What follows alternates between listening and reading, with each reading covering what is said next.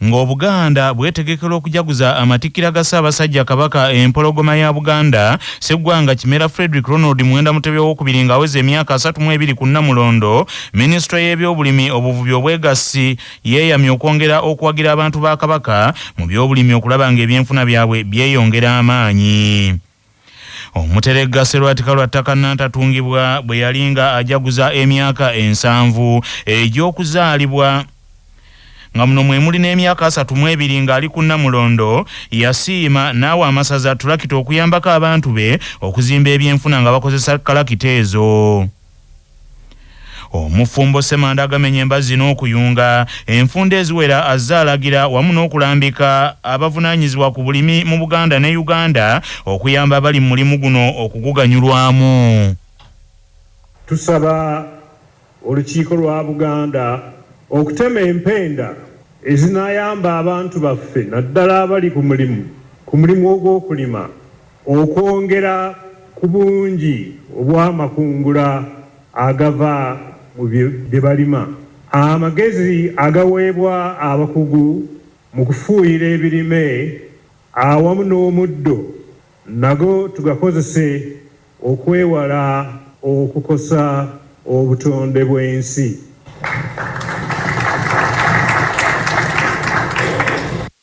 Minisita w'ebyobulimi obulunzi obuvubi n'obwegaso Oweekitiibwa Hajji Hamisi Kakomo agambye nti ebyobulimi byakwongerwamu amaanyi okusitula embeera z'abantu ba Buganda mu mwaka ogwa-2020 ogw'onnanteetoolwa Sserwatika Lwattaka Nantatungibwa ng'ali ku Nnamulondo.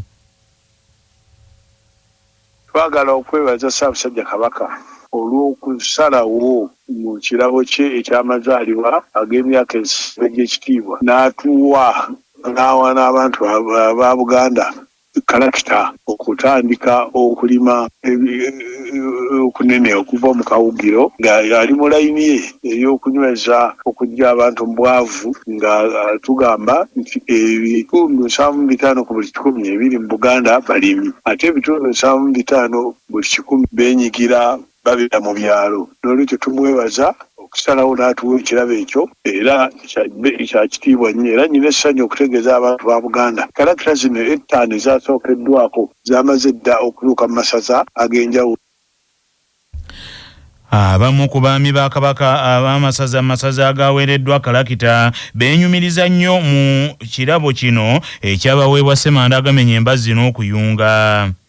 Omukwanaganya w'emirimu gy'Obwakabaka bwa Buganda mu ssaza Kkooki Oweekitiibwa Nakalanzi Gertrude Ssebuggwawo yeeyanziza kalema ka nsingi olw'okusiima n'awa Kkooki tulakita era agambye nti abakooki bettanidde nnyo ebyobulimi n'okukozesa kalakita eyabaweebwa.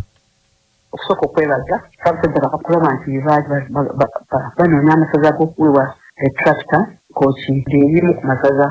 5 agasooka okufuna tulakita era twagifuna dda eri Kkooki abakooki basanyufu nnyo era wenjogerera kati bangi tubafunye ku lupapula baagala okulimisa tulakita era twatandise kati kino kigenda kutuyamba nnyo okuyanjadde abantu baffe Kkooki okulima mu budde basobole okungula mu budde ate babeere bulungi.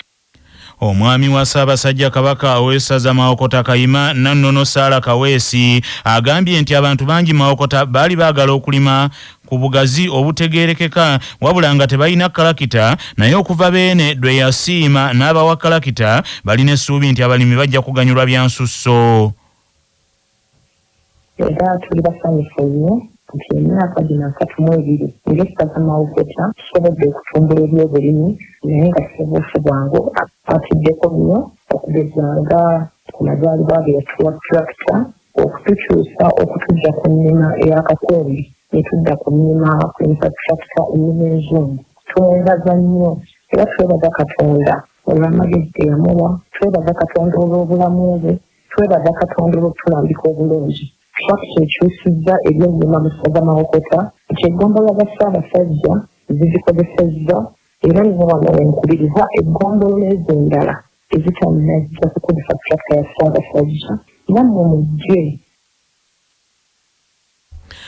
Vulugu yeetobese mu nteekateeka ey'akakiiko akavunaanyizibwa ku by'okulonda ey'okulondesa abakulembeze b'abavubuka ku mutendera ogw'emiruka okutandisa enkya ya leero oluvannyuma lw'abamu ku bakulembeze okutegeeza nti batuuse mu bifo awalonderwa ne basanga ng'okulonda kwawedde dda. Akakiiko akavunaanyizibwa ku by'okulonda olwaleero kategese okulonda obukulembeze bw'abavubuka okuva ku miruka ng'abeetaba mu kulonda kuno be baalondebwa ku bukulembeze bw'abavubuka ku byalo. Wabula nnyini ntebe w'eggomboola ya Mumyuka Wakiso mu disitulikiti ey'e Wakiso Munnalotale Felix Mwanje Ssemuju ategeezezza nti kimwewunyisizza bw'atuuse mu kifo ekimu awalonderwa ku ssomero lya Bbira ku ssaawa nga 12 n'asanga nga waliwo ekibiina ky'abavubuka ba NRM ababadde mu nnyiriri kyokka ng'okulonda kumanyiddwa nti kutandika ssaawa emu. Wabula yakulira akakiiko ak'ebyokulonda mu disitulikiti ya Wakiso Robert Musinguzi agambye nti ebyogerwa ebyo si bituufu kubanga bagoberedde amateeka agalambika okulonda kuno okw'abavubuka. Nedda baddeyo mu station zaabwe kubanga okulonda kwakatandika process etandika saawa verification etandika saawa emu kati za biri kitundu kuba kuwedde kutya so tewabeera abaconfusing abaddeyo mu stations babeerewo na tiimu zaffe z'ebyokulonda making sure nti okulonda kuno kutambula kusinziira ku program akakiiko kafulumizza leero kulondesa kw'abavubuka bokka. Ate ye meeya wa municipali y'e Nansana Nakkazi Regina Bakitte agambye nti Vulugu ali mu kulonda obukulembeze bw'abavubuka muyitirivu obungi ate nga yeeyongera bweyongezi yadde nga beekubira dda enduulu eri abakwatibwako ku nsonga eno naye ne bataddibwamu. Tunakwenda kwa meya w'ennaku abitibinda ku monitoringa kubanga abantu abagenda okulondebwa ku parish be balonda ku village level Nansana yonna nga bwe twabagamba bonna balonda ssaawa 11 ne gye twayitamu ebyalo ebina era amanya g'abantu babateekako bategeera benarenti ekalonda gy'emali gye na witnessinga bwe baabuyiwa police station 2 mu Kirinnyabigo ne kalonda central bwe twava tebateekayo abenarenti kati tuba tumonitoringa bintu bye bakole kye baagala. Ate abamu ku babadde beesimbyewo ku kaadi ya Nuupu Nabinene Kasozi mu muluka gwe Luggo mu Nansana municipali bagambye nti beewunyizza okusanga nga bwe batuuse mu bifo awalonderwa ku ssaawa 12 nga babategeeza nti okulonda kuwedde. Kasirye Simon mbadde neesimbyewo nga Secretary of Labour naye abasajja ba NRM kakasiza babbi nnyo babbi ddala okusukera essaawa ze baatugamba okulondera batugeza tutuuka nga bikimbalaga nti bakoze twatuuse dda ku makya balonda byabe naye omuntu ng'ovaayo ng'ogaa nti awangudde ekifo kino mu mbeera gye balondeddemu bwe bati bwali buujo singa bwe balondeddeko obutaweza dakiika 15. Ssentebe wa Mumyuka Wakiso Felix Mwanje Ssemuju naye agamba nti agenze okutuuka gye balonderwa ku 12 nga bamugamba nti okulonda kwawedde yadde kubadde kulina kutandika ssaawa emu. Nkedde wano ebbira ku masomero nga nze okulonda kw'abavubuka kubanga kuli okwasooka okw'ebyalo kwalimu Vulugu mungi nnyo bwe twatuukira omukulu w'ebyokulonda mukulu Robert n'alugamba nti twandibadde tubeerawo ne tulina ddala ekifaananyi ekituufu kati ngenza okutuuka nebbira ntuuseyo ssaawa 12 n'eddakiika 25 okukkirira wansi ku kisaawe ndabye abaana babadde nga mu 15 n'entambula n'entuukayo ekisiza okunongesa nga okukkirira nga ndaba balinga abasimbye ennyiriri obatuukako webandabye ne baawukana babadde baliko omwami omweta Salimu muvuka bamweta Salimu ne Viso ow'Essumbwe nga kuliko n'abapoliisi kati bandabye ne baga nti katugende tulondera eri waggulu eno wansi waliyo engeri y'amazzi okutuuka eno waggulu bayingidde buyingiza emmotoka zaabwe ne badduka ne bagenda ne baga nti okulonda kuwedde naye nga ate bannaaba bwe babagambye essaawa emu kati aba Nuupu oba sayidi evuganya ya Nuupu bagenze okutuuka no ku ssaawa emu bakatuuka no tiwali muntu n'omu bali bagenze dda bagenda okulonda kwawo kwawedde ekyo ne kitulaga nti wabaddewo amankyolo mangi naye nga twagala okulaba nti tufuna amazima mu bavubuka bano abato abaana bajja kuwalaŋŋana kuba kali kaalimu n'okwagala okutemagana. Manya obuvuna obuddo obw'eddembe lyo tonyigirizibwa ddembe lyo ery'obwebange ddembe lyakukyusibwako Muna Herbal Mouthwash weegendereza agabbe obutakuguza bicupuli bya ddagala erigenda okukulaza n'okuggyamu amannyo ng'eddagala ettuufu okugajjanjaba eryakakasibwa National Drug Authority weeriri mu pharmacy ne drug shops baliyita Muna Herbal Mouthwash era n'ewaka lye tusenyesa nga bali wamu ne Baluswata Property Consultants batunda ettaka ku nguudo enguudo zonna eziyingira n'okufuluma ekibuga va mu by'ettaka lyakulukuta ennyumba ya kyama basange ku ofiisi yaabwe ekyengera opposite Orange City essimu 0704 80 1905. Omuntu yenna singa atuusa ku muntu w'obulabe n'afa asobola okuvunaanibwa omusango gw'okutta omuntu nga munnamateeka Budunulu Kinene bw'annyonnyola.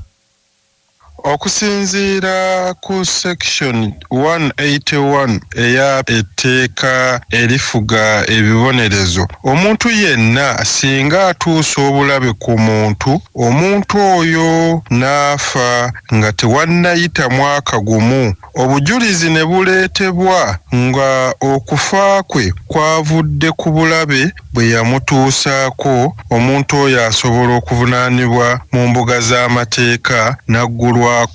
omusango gw'okutta omuntu oyo. Obunkenke bw'amaanyi mu bakozi ba gavumenti mu disitulikiti ey'Egomba ab'akakiiko akaasindikibwa Pulezidenti Yoweri Kaguta Museveni okunoonyereza ku bulabbayina obukenuzi mu bbendobendo ly'empigi bwe bakutta abakozi ba gavumenti abalala okuva mu disitulikiti ey'Egomba. Omusasi waffe Patrick Serugo y'abirina. Ab'akakiiko akalwanyisa enguzi makagobwa Pulezidenti mu disitulikiti y'Egomba bakutta abakozi ba gavumenti 4 okuli n'abasomesa ba primary 2 nga kuliko n'omwami wa gavumenti w'Egomba Lemu kubigambibwa nti nabo benyigira mu kitunda mirimu. Abakozi ba gavumenti mu disitulikiti y'Egomba abogeddeko ne CBS bagambye nti kati bakolera mu kutya tebamanyi kiddako. CBS ekitegeddeko nti abakwate bakuumirwa ku kitebe kya poliisi y'Egomba Kanoni nga basuubirwa okutwalibwa mu kkooti essaawa yonna. Ate mu disitulikiti ey'Obutambala nga bano bamaze ebbanga lya myaka 2 nga tebalina akakiiko kagaba mirimu olw'obutakkaanya obubaddewo mu kujjuza amannya g'abammemba batula akakiiko akagaba emirimu. Ab'akakiiko akalwanyisa enguzi baatuuseyo ne basisinkana abaali batula akakiiko ka disitulikiti akakadde akagaba emirimu, kyokka tewali gwe baakutte kuva Butambala. Kati ziweredde ddala sabbiiti 2 nga bambega batula akakiiko akalwanyisa obuli bw'enguzi makagobwa Pulezidenti nga bagumbye mu disitulikiti y'Empigi. Olwa CBS nze Patrick Serugo. Abatuuze b'oku kyalo Dikwe Nakifuma mu disitulikiti ey'Emukono baguddemu entiisa abantu ab'ettima bwe bagudde ku mbuzi z'abatuuze bannaabwe ne bazitta ate oluvannyuma ne bazisalasala ebifi mu kiro ekikeesezza leero.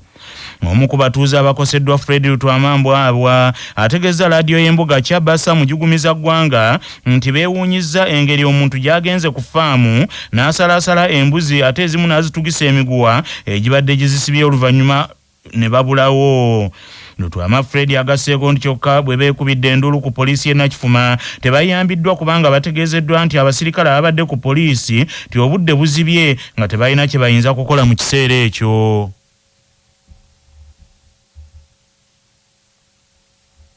Oli azisanze ku ttale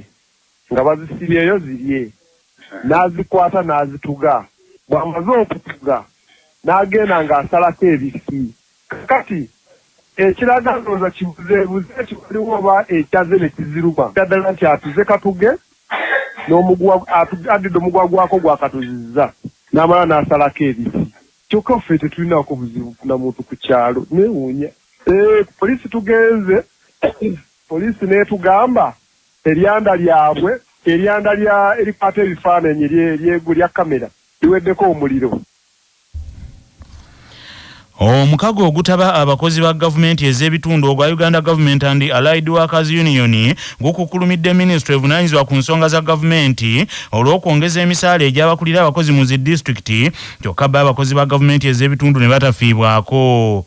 Ekiwandiiko ekyavudde mu Ministry evunaanyizibwa ku nsonga z'abakozi kyalaze nti gavumenti yakkiriza okwongeza emisaala egy'abakkaawo okuva ku kakadde 1.7 okudda ku bukadde 13 buli mwezi, ate abakulira abakozi ba tawuni kiraaka ne baggyibwa ku 900 buli mwezi kati baakuweebwanga obukadde 11 buli mwezi. Akulira omukago gwa Uganda Government and Allied Workers Union Emmanuel Kato Batemyetto ategeeza laadiyo Kyabasa nti beewuunyizza nnyo okulaba nga gavumenti tefudde ku bakozi ba gavumenti ez'ebitundu eyo wansi kyokka neefa ku bakulira abakozi bokka, ate nga abakozi be basinga okuteeka mu nkola enteekateeka za gavumenti. Ekikoba kya gavumenti okugenda mu maaso ng'etusosa era ng'ejjamu abaana n'ebyana twakivumirira okuva edda. Nakina gavumenti ezzeemu ekoze ensobi y'emu okwata bakkaawo ne bawa emisaala ne batawuni kiraaka neerabira ati bakaawo ne batawunikira akasibe bakola emirimu abakozi abatono mu departments ez'enjawulo ne bakola emirimu gya gavumenti ffe ngabo obusaale kwe bukuba ffe ngabo amayinja n'amafumu kwe bukuba okuva mu balonzi kakati kino gavumenti kyegenda mu maaso ng'ekola egobonkanya na nkola ya mirimu era simanyi ani alisitusa wa President Museveni okumutegeeza nti ffe tukola emirimu n'abasajja be bawa ssente oluusi ne mu office tebabeeramu ffe tubeera mu bifo bino tutawaana tetuddamu ebibuuzo bya gavumenti buli lunaku tetukyakola tutuuse okutandika okutuulanga mu ntebe nga tetukola bakama baffe ebawadde ssente bo bakole Ona agasseeko nti baagala minisita avunaanyizibwa ku gavumenti ez'ebitundu Rafael Magezi abategekereyo omusomo ogw'abakozi ba gavumenti ez'ebitundu ekyankwanzi nabo basobole okutuusa eddoboozi lyabwe ku nsonga ezibaluma eri abakwatibwako osanga lwe banalowoozebwako nga bakaawo nabo bwe baafiiriddwako wabula minisita avunaanyizibwa ku nsonga za gavumenti ez'ebitundu Rafael Magezi agambye nti obuzibu buli ku ssente entono ezikyabaweebwa naye n'agamba nti ensonga z'abakozi ba gavumenti ez'emisaala emitono akyazeetegereza. Mu katundu kaffe bulamu bwe bugagga Dr. Tom Senkungu annyonnyola ku biviirako abakyala okulwala enseke era nti omuntu ateekeddwa okugenda mu ddwaliro okwekebejjebwa abakugu. Okuzibikira enseke zino zizibikira nnyo mu bakyala nga ziva ku infections okulwala mu ndira infections ezikwata abakyala ne bagayaala okuzijjanjabisa ne kiviirako enseke zino okuzibikira infections nyingi omuli n'ebintu nga candida infections mu bitundu byabwe sisitimu yaabwe ey'obukyala ne bazigayaalirira ne batazijjanjaba bulungi. Omukulembeze wa Uganda General Yoweri Kaguta Museveni tibuhabulwa olwaleero ayingidde district y'e Wakiso agenda okumala sabbiiti nnamba ng'ali mu nteekateeka ye nti ey'okunnyikiza enkola eya Parish Development Model gy'amazeemu ebbanga ng'atalaaga Uganda. Omusasi waffe Ssaalongo Kawuma Masembe y'abirina. Pulezidenti w'eggwanga olwaleero ayingidde district y'e Wakiso ng'era asookedde mu Nansana Municipality